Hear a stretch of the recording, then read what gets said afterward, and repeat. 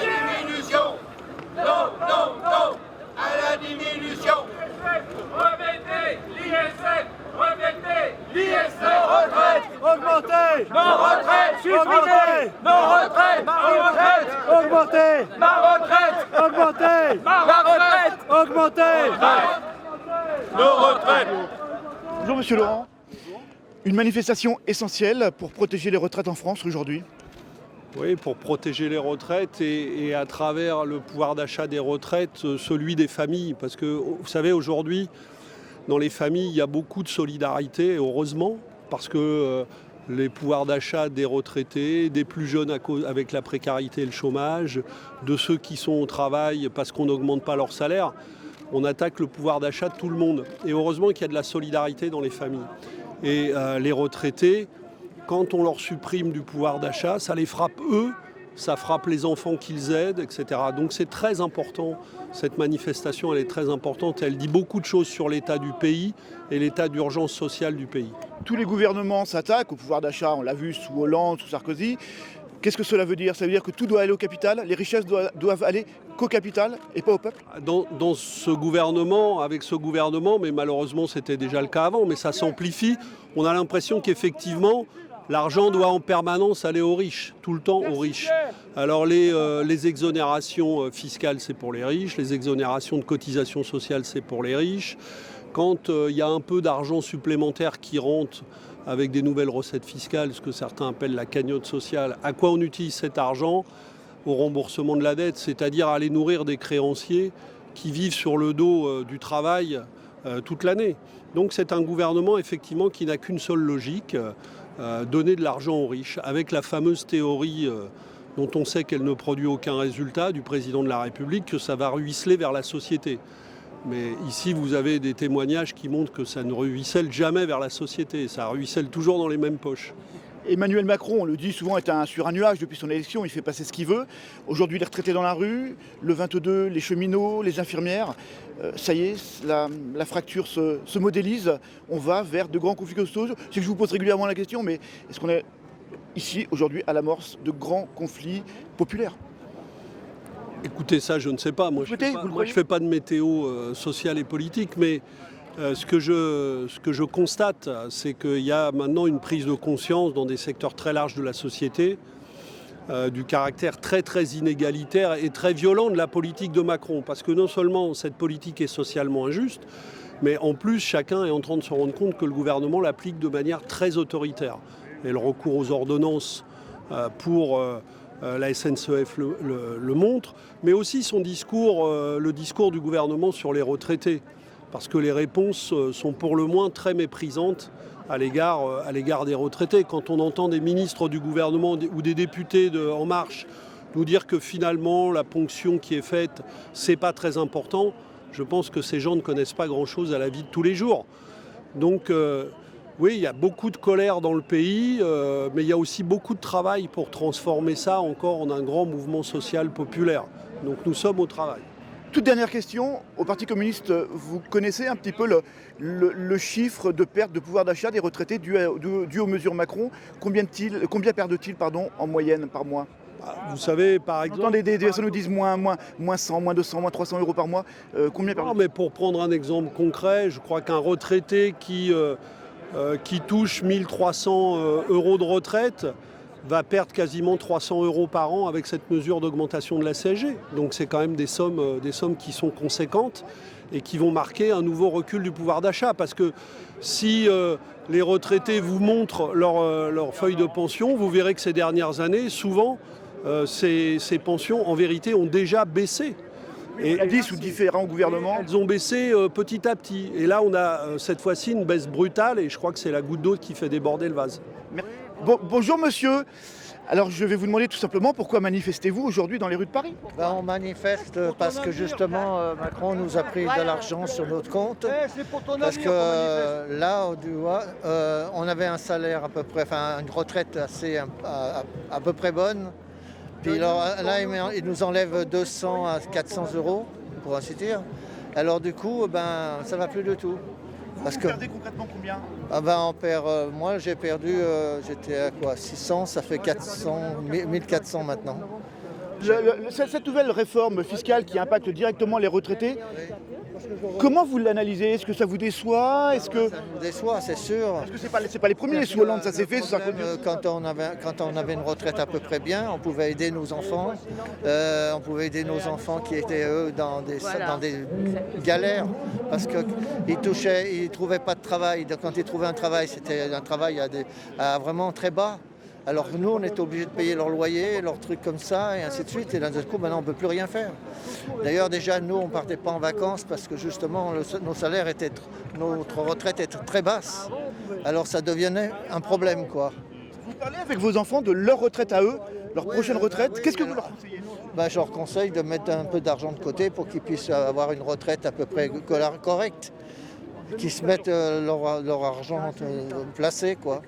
Qu'est-ce que vous souhaitez aujourd'hui de la part du gouvernement? Si le gouvernement vous entend, qu'est-ce que vous leur demandez? Je leur demande seulement de nous remettre dans nos positions qu'on avait avant notre retraite. Comme ça, on pourra toujours aider nos enfants, nos petits-enfants à vivre correctement. Parce qu'il ne faut pas croire que les retraités sont riches. Ils nous ont fait croire comme quoi qu'ils étaient riches, qu'ils gagnent des argent. Vous voyez, ceux qui gagnent bien leur argent, c'est les gens qui étaient directeurs dans des sociétés qui ont des retraites extraordinaires. Mais pas tout le monde. La majorité des gens qui Non, ont des c'est petites pas la retraites en majorité. Il y a beaucoup de gens, quand on est ouvrier dans une société, on gagne très peu. On gagne une retraite très basse. Hein? Merci.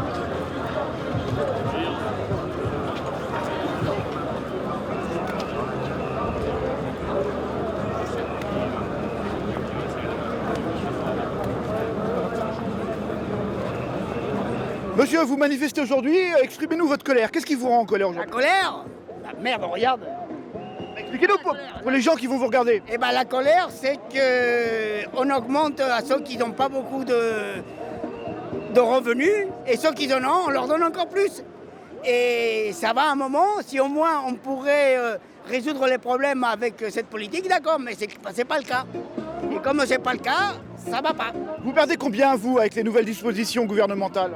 C'est-à-dire combien Combien ils vous enlèvent en plus? ils m'enlèvent 50 € par mois. Et donc concrètement, ça va devenir plus difficile pour vous? 50 par 12, ça fait 600, non? 600. 600 plus... Ça fait un peu plus. Ça fait presque 1500. 50, ça fait 500, 500, 600, ça fait 600. 600 juste. Pardon, c'est tous les 2 mois, oui, excusez-moi. Ça fait 600. Et en plus de ça, est-ce que c'est normal de payer, par exemple, l'électricité, le gaz? Tu payes plus cher la flotte que le gaz ou l'électricité. C'est pas normal non plus, ça. Hein? Et il y a ce problème-là aussi. Et je suis propriétaire de la maison, heureusement. Et quand tu payes le gaz, l'électricité, tout ce qui s'agreffe aux charges, ça fait 600 € par mois. Vous vous rendez compte un peu là? C'est-à-dire que c'est à toi et tu payes quand même. Merci monsieur. Vous monsieur, je sentais que vous vouliez parler. Expliquez-nous votre situation. La même chose, ce monsieur dit très bien, sur un couple on perd à peu près 900 € sur deux retraites.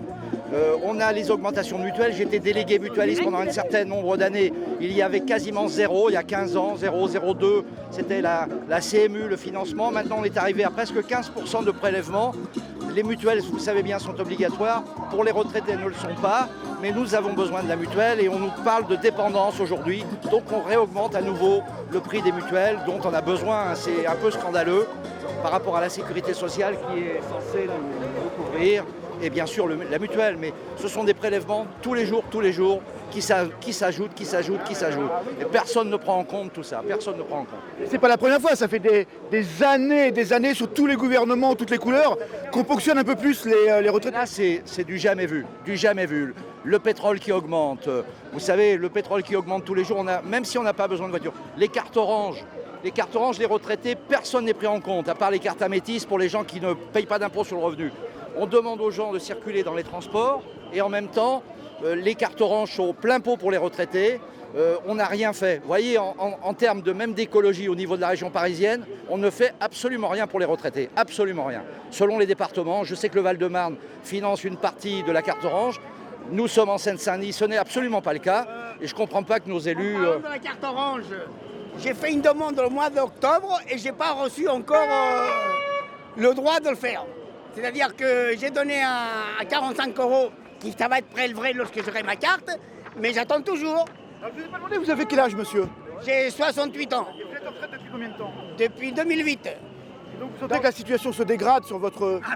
Évidemment, c'est sûr. Et vous, monsieur, vous êtes en retraite depuis combien de temps?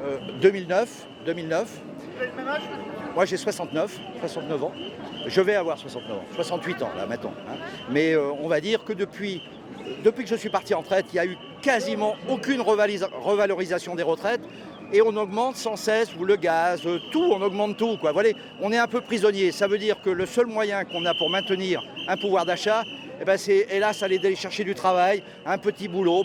Vous entendez tous les jours que des retraités travaillent, mais on se demande ce qui va se passer dans les 10 ans qui vont venir. C'est la question que j'allais vous poser. Vous avez des enfants vous-même? Oui, j'ai un enfant. Et vous lui parlez à votre enfant de sa retraite? La solidarité, ils me font rire.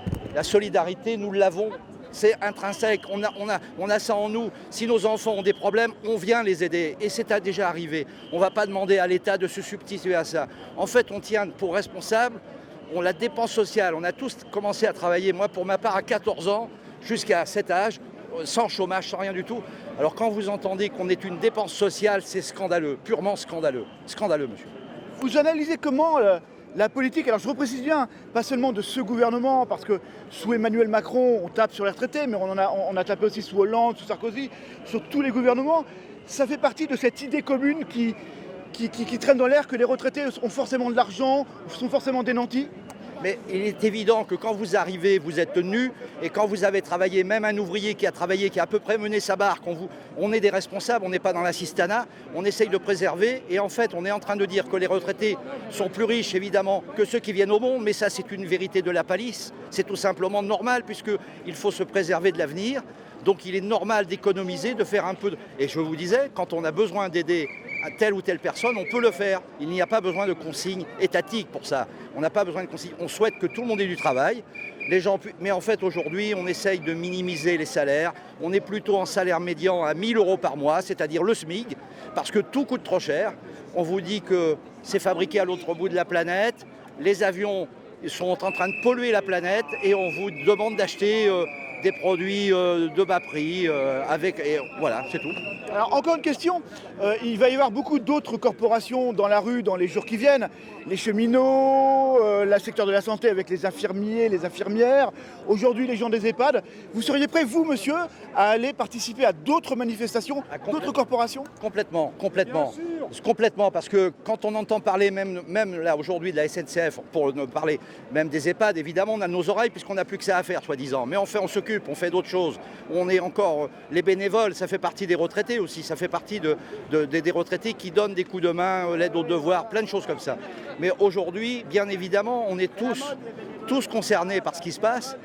Je me souviens de la grève de 95, on mettait 4 heures pour aller travailler, mais on les a complètement, évidemment, on comprenait tout à fait le mouvement. Aujourd'hui, on vous explique qu'un fonctionnaire ou un agent de l'État coûte à la population, on a besoin d'eux pour circuler, on a besoin de tous ces gens.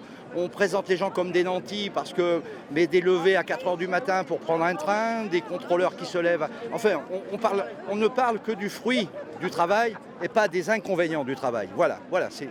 Donnez-nous pour finir un cours d'optimisme ou de pessimisme. Est-ce que le système finalement, ce qu'on appelle le grand capital, le système économique et financier, n'est pas trop fort contre les gens? Je le pense sincèrement, mais vous le savez très bien que même en termes puisqu'on a imposé tous les revenus, y compris peut-être le livret A, puisqu'il en est question, ça veut dire qu'on va dans les bas de laine les plus bas de chaque Français. Donc voilà, c'est ce qu'on nous dit, cette espèce de miracle qui va sauver l'emploi. Je ne sais pas comment ça va se terminer. Pour les parlementaires qui sont exemptés de la CSG. Vous savez que les parlementaires qui ont le meilleur régime de retraite donc de France, le régime spécial de retraite, sont exemptés de la CSG par contre.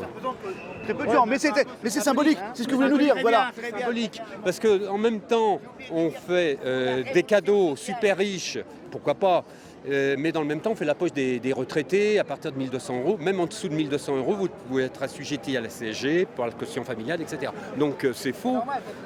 Eh ben, oui, bon. Monsieur, vous nous disiez à l'instant, vous êtes pour... La seule solution, révolution sociale. C'est le bon sens. Hein? Comment est-ce qu'on concrétise la révolution? Comment on concrétise? Il suffit déjà de se mettre d'accord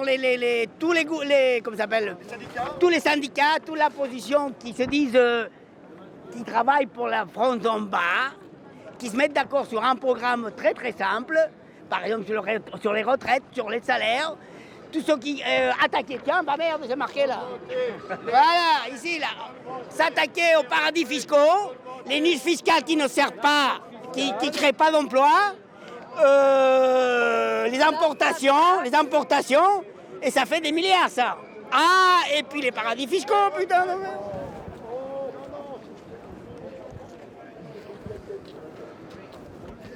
Vous savez, maintenant, ils se déguisent, hein. Ça fait pas le temps d'organiser. Ah bon? Ben oui. Ah, c'est pas marqué, hein. Bah non, c'est là une presse. Bon, alors, puisque c'est votre copain, vous pouvez lui dire, au petit monarque, Dites-nous, monsieur. qu'il n'a rien à foutre à l'Élysée. Ah bon, on est d'accord avec vous. Parce que l'Élysée, c'est pour gouverner la population. Et que fait l'Élysée pour vous aujourd'hui? Il me baise la gueule, il me pique mon fric. Combien ils vous ont piqué, entre guillemets, là, avec cette réforme? Je ne veux pas le savoir. Parce que sinon, je viens avec le fusil et je lui casse la gueule. Vous êtes très remonté, on voit. Non, il n'y a pas de clé pour remonter. Non, c'est comme ça. Front de collier. Un salaud est un salaud, point. Très mal. Alors, du coup, j'ai rencontré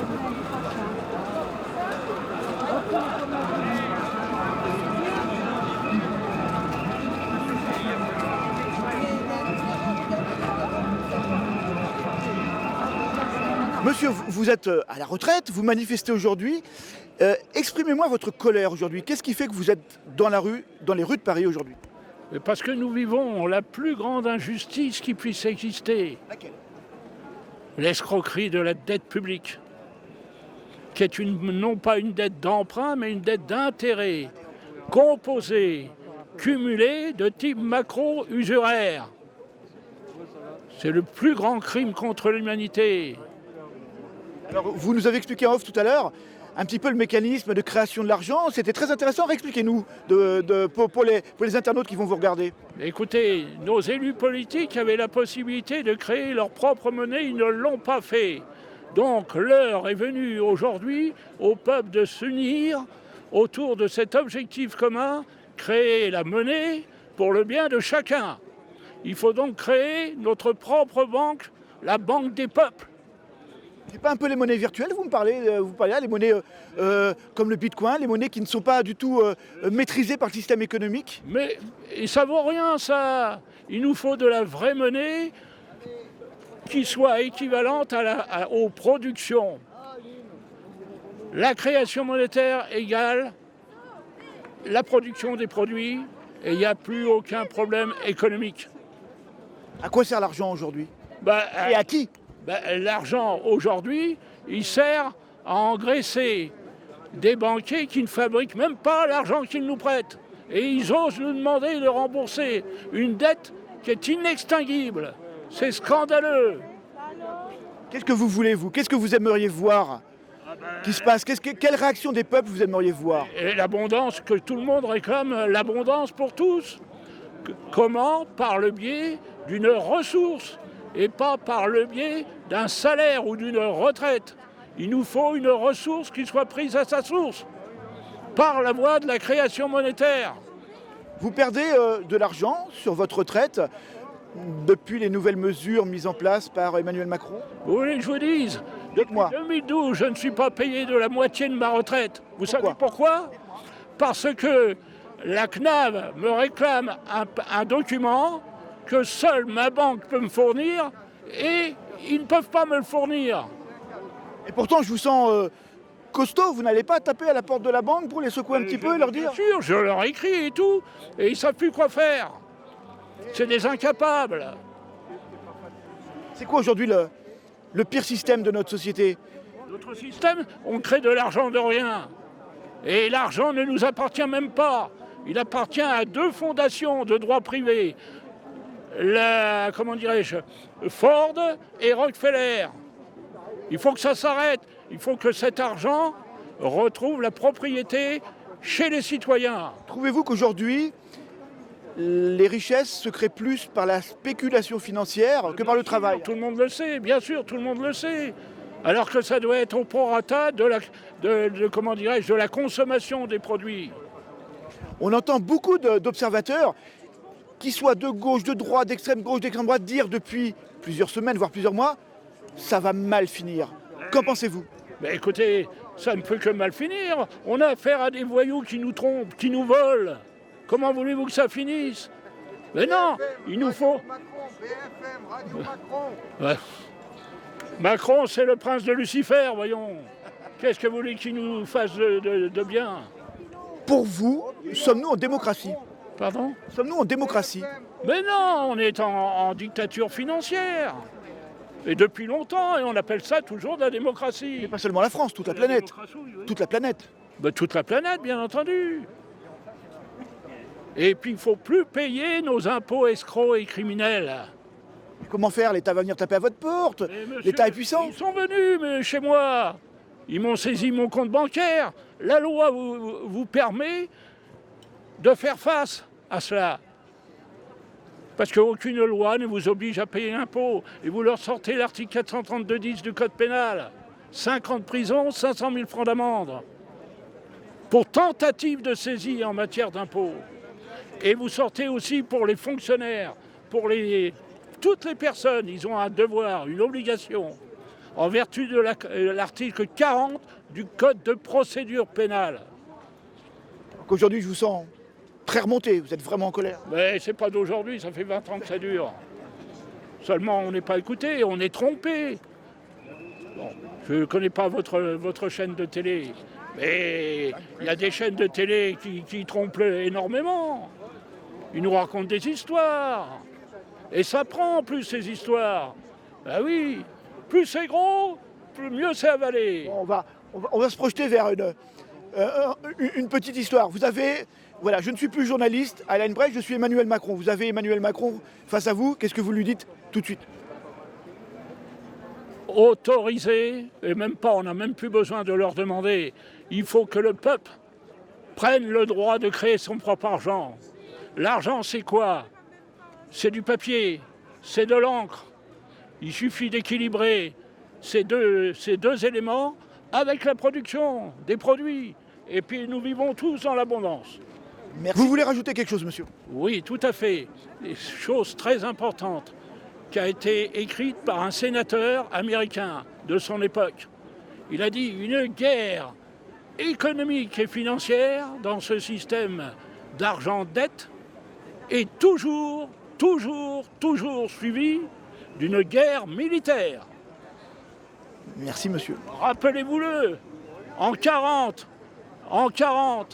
1940, la veille de la déclaration de guerre, nos dirigeants disaient « Non, il n'y aura pas la guerre !» Eh bien là, c'est la même chose. Alors que chacun prenne ses responsabilités pour nos enfants, pour nous-mêmes, parce que les retraites, il n'y a plus d'argent dans les caisses de retraite, ils sont obligés d'emprunter. Qu'est-ce qu'ils ont fait de notre argent? Ah, on doit s'interroger. Eh bien, sachez-le, vous avez 700 milliards qui sont détournés par le biais de l'impôt au bénéfice des paradis fiscaux. 700 milliards, ça représente 1 500 € par mois pour vous. 1 500 € pour vous.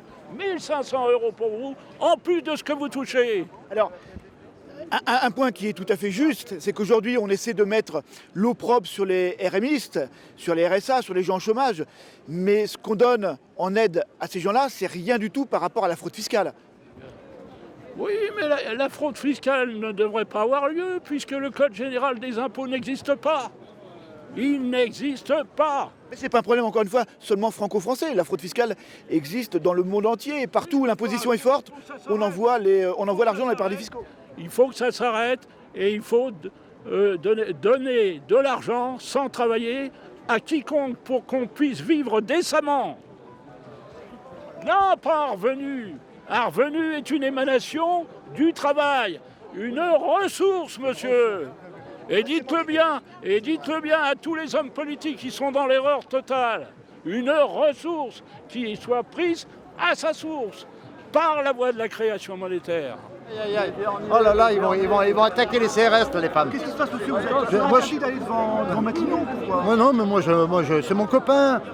C'est tous mes copains à Matignon. Oh là là, ils sont gentils, oh là là. Non, les retraités, ça vit trop vieux maintenant. Ça coûte cher à la société. Ma mère, elle a 94 ans. Et voulait la virer de l'hôpital. Ah, j'ai dit non, tu restes là, on ne vient pas te chercher. Incroyable. Hein. Ah oui, mais bon, il ne fallait pas inventer les médicaments. Bientôt, dans quelques années, on va nous piquer. Les chiens, on les pique bien. Hein, franchement. Oh, ouais. Merci, monsieur. Ah, c'est vrai, on ne va pas vivre jusqu'à 95 ans, 100 ans. Oh.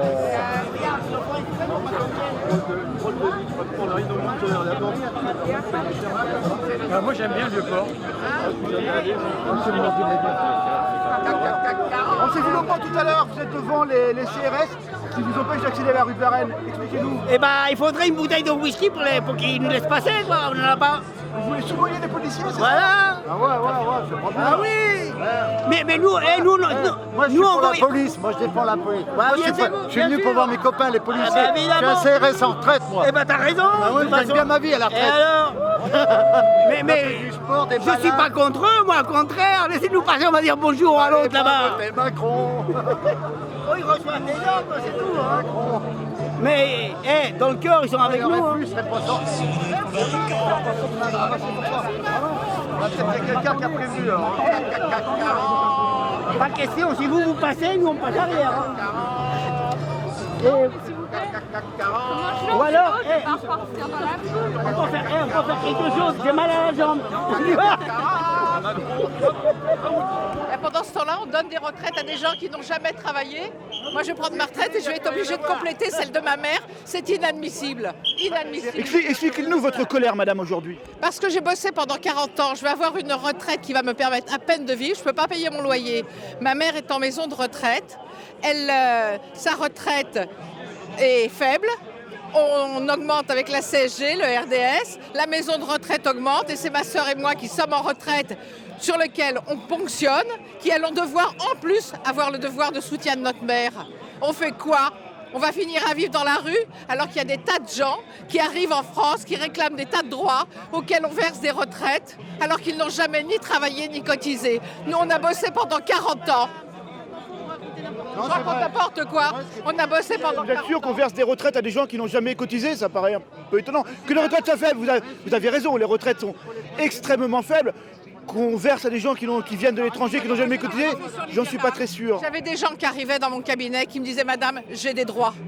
J'ai des droits. » La sécurité sociale peut-être. Ils avaient tous les droits. Ils avaient droit à l'allocation logement, ils avaient le droit au RSA, ils avaient tous les droits. Et ils nous donnaient leur carte en disant « Payez-vous. » Que voulez-vous dire? Que des gens extérieurs à la France ont plus de droits que les Français? C'est ça que vous voulez nous dire? Absolument. Alors qu'on devrait tous être dans le partage et dans l'équité. Moi, ce qui me dérange, c'est qu'on prenne aux Français qui ont travaillé, qui ont cotisé, qui en ont bavé. Et c'est pas juste. Et quand je dis à ces messieurs, vous arrêtez des gens qui pourraient être vos parents, au lieu d'être dans un devoir de secours. Ils vous arrêtent pas, ils bloquent non, il faut qu'on soit quand même précis sur les termes. Mais regardez le monde qu'il y a, personne ne peut passer, c'est inadmissible. Qui est-ce qui va nous écouter? Donc, moi, je trouve ça écœurant. Vous voyez, entre l'augmentation de la maison de retraite et l'augmentation de la CSG, pour maman, on en est à 900 € d'écart. On va faire quoi? Ma sœur est veuve et en retraite et moi, je suis en retraite aussi. On fait quoi? Vous faisiez quoi, pardon, en profession libérale? Vous avez exercé quel métier? Orthophoniste. Vous n'avez pas pu cotiser suffisamment pour vivre décemment votre retraite? Ben non, ma retraite, elle est plafonnée. Je vais avoir 1600 € de retraite à tout casser au bout de 40 ans de travail. Donc moralité, c'est comme si on me disait travaille jusqu'au cercueil, ma cocotte, si tu veux continuer à vivre décemment. Donc c'est pas normal. Moi j'ai bossé étant étudiante pour payer mes études, j'ai bossé pour élever mes gosses et aujourd'hui on me dit tes yeux pour pleurer, ma grande. Voilà, et j'ai pas eu les moyens de m'acheter un appartement. Donc c'est inadmissible. Manifestant, il y en a un qui s'est retourné, il m'a fait peur. Hein. À la dernière manif à laquelle vous allez,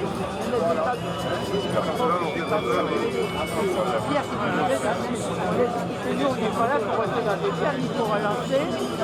Là quand on voulait vous laisser passer, puis à un moment Ils sont contents parce qu'on défend leur retraite. C'est vrai qu'ils sont beaux, hein.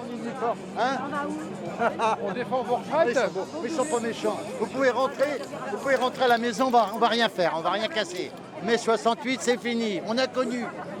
Racontez-le, monsieur, mai 68, vous l'avez vécu. Vous étiez à Paris? Moi, j'arrivais à Paris de ma Normandie. Putain, ça me faisait drôle quand je voyais les bagnoles et tout qui cassaient tout. Puis les CRS, moi je cassais rien. Un jour, je regarde une manif comme ça. J'étais dans un coin, les CRS, ils chargent. Putain, je me suis pris 2 coups de matraque. Oh, j'ai aimé, après je suis rentré dans la police. Vous avez fait combien d'années de police? 25 ans. En CRS? Un peu de choses aussi. Aujourd'hui, vous saluez vos jeunes collègues, enfin anciens collègues, si je sais pas comment je fais les... La retraite, ça va. Et monsieur, venez nous dire encore un mot. Venez nous dire encore un mot, encore un. Vous êtes face aux CRS qui sont face à vous. Vous avez l'air très impressionné, pourquoi? Oui, ils ont peur de moi. Vous en êtes sûr? Oui. Qu'est-ce qui vous fait dire ça? Mon 1m50 les impressionne. Mon 1m50, ça les impressionne. Et vous ne vous approchez pas parce qu'ils ont peur ou parce que vous ne voulez pas vous approcher? Si je m'approche pas, non, ils m'impressionnent pas, eux. Non, moi je les impressionne, mais eux ils m'impressionnent pas. Qu'est-ce que vous avez envie de leur dire? Parce qu'on sent depuis tout à l'heure que vous voulez leur parler, mais... J'ai envie de leur dire qu'il ferait mieux d'aller ailleurs parce qu'ils risquent rien là. C'est facile d'être là. Ils savent très bien qu'ils risquent rien. Les retraités, ils ont pas envie de se casser le col du... Avec dans la rue derrière nous, nous avons l'hôtel Matignon, pas loin. Oui, je sais. Mais vous êtes quoi, vous? L'agence de presse. Oui, je m'en doute. D'accord. Bon, c'est tout. On va faire demi-tour, on va rentrer parce que... on était contents d'être là, d'être nombreux. Vous manifestez souvent pour les retraites? Oui. Excusez-moi. Serez-vous là le 22 mars prochain aux côtés des infirmières, des cheminots? J'ai beaucoup de retraités qui disent aujourd'hui qu'ils seront là. Est-ce que vous... Je ne serai pas à Paris parce que j'habite pas Paris, j'habite Lyon. Donc je serai à Auxerre la semaine prochaine. Et vous êtes venu exprès aujourd'hui pour manifester? Ah, tout à fait. Et je fais ça souvent. Merci madame. Non monsieur, vous voulez passer, vous vous heurtez au CRS, pourquoi? Je sais pas pourquoi, parce qu'on sait pas pourquoi ils sont là. Voulez-vous aller à Matignon qui est derrière le... Oui, je vais aller voir Édouard Philippe, le premier. Voir comme on veut, mais... Oui. Expliquez-moi pourquoi vous avez manifesté aujourd'hui, monsieur. Pourquoi j'ai manifesté? Comme tous les retraités, parce qu'on nous ponctionne. On nous fait payer pour les jeunes, on nous fait payer pour nos aïeux, parce qu'ils sont en maison de retraite, et ça nous pompe une bonne part de nos retraites. Mais c'est pas d'aujourd'hui. Sous tous les gouvernements depuis 30 ans, on vous ponctionne. Dites pas des banalités comme ça. Mais sous François Hollande, les charges et les impositions. Et Macron, c'était pareil. Parce que Macron, c'est un Hollande déguisé. Vous perdez combien, vous, par mois? Vous l'avez compté? Pourquoi? Vous perdez combien par mois avec les nouvelles taxes sur les retraités? Vous savez combien vous perdez en pouvoir d'achat? RTT. Non, c'est pas les RTT, c'est la CSG. Avec la CSG, vous perdez combien? Vous savez? Une centaine d'euros. C'est difficile pour vous de perdre une telle somme? Non, mais c'est qu'on n'arrête pas de perdre depuis que je suis à la retraite, ça diminue tout le temps. Depuis combien de temps vous êtes en retraite? 4 ans. Vous avez l'habitude de manifester? Non. Ça vous plaît? Je suis venu la dernière fois, si, pour les vieux déjà, une fois. Mais c'est normal. Merci monsieur. Merci beaucoup. Dirigé par des... Madame, qu'est-ce que vous dites aux CRS qui sont à côté de vous? Moi, ce que je dis aux CRS, c'est que je les plains. Ils ne sont pas responsables, mais je les plains. Je préfère être à ma place plutôt qu'à la leur. Symboliquement, qu'est-ce que ça veut dire d'empêcher par une double rangée, je crois, une double rangée d'agents de police, empêcher de passer des retraités? Parce qu'ils ne veulent pas que vous alliez devant l'hôtel Matignon. Et alors, qu'est-ce que... Moi, j'allais rentrer chez moi puisque je ne peux pas rentrer de l'autre côté. Non mais franchement, symboliquement, c'est quand même très démonstratif de mettre 2 rangées de policiers pour empêcher de passer des retraités. Qu'est-ce que ça veut dire? Ils le savent, franchement. Enfin bon, voilà. C'est comme ça. Allez dire au revoir CRS. Non, je me suis pas me faire remarquer. Vous avez peur de quoi? De vous faire arrêter? Oui. Pourquoi? Qu'est-ce que vous avez fait de pas bien? Les oranges, j'ai peur qu'on ne m'apporte pas d'oranges. Merci. Non, mais je trouve quand même que la manifestation s'est arrêtée bêtement. C'était l'itinéraire prévu. Oui, mais Je peux rien vous dire d'autre. Effectivement, ça paraît étonnant de renvoyer tout le monde dans un cul-de-sac, mais bon, des gens ont décidé cela. ouais, je trouve que c'est un peu dommage. Ça s'arrête là. Voilà. Ah d'accord, parce que nous on pensait qu'on allait reprendre la rue. Ah non, ils vont pas vous autoriser à aller devant Matignon tout de même. Mais on voulait y aller. Merci madame. Merci beaucoup. Et ça poule aussi.